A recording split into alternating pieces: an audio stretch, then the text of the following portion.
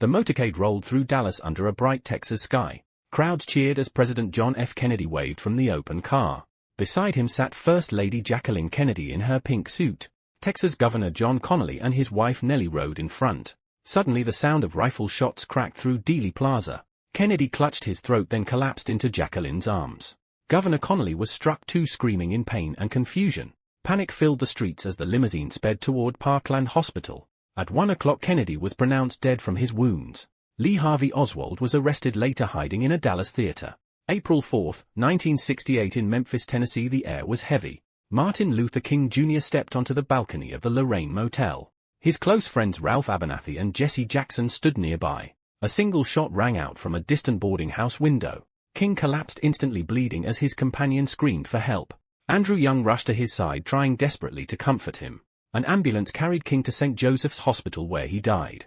James Earl Ray fled the city but was later captured in London. June 5, 1968. Los Angeles was alive with political energy. Robert F. Kennedy had just won the California Democratic primary. In the kitchen hallway of the Ambassador Hotel he greeted supporters. Beside him were his wife Ethel and campaign aide Juan Romero. Gunfire erupted as Sirhan stepped from the crowd with a revolver. Kennedy fell to the floor, shot multiple times at close range.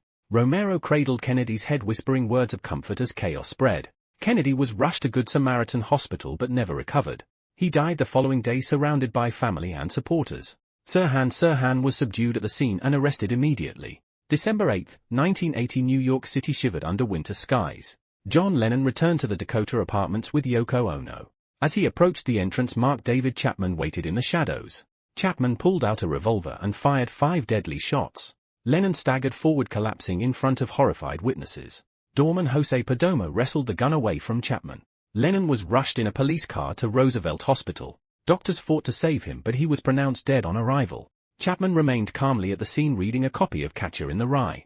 September 10, 2025. Utah Valley University filled with over 3,000 people.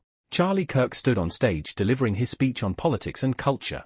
Students cheered as his words echoed through the packed auditorium. Suddenly a single sniper shot shattered the gathering in terror. Kirk collapsed, instantly killed by the high-powered rifle round.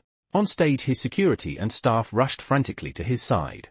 Screams echoed as the audience ducked and scrambled for safety. Police swarmed the building searching for the rooftop shooter nearby. The rifle was found abandoned as the assassin fled the scene. Authorities soon identified the suspect, Tyler Robinson, and arrested him later.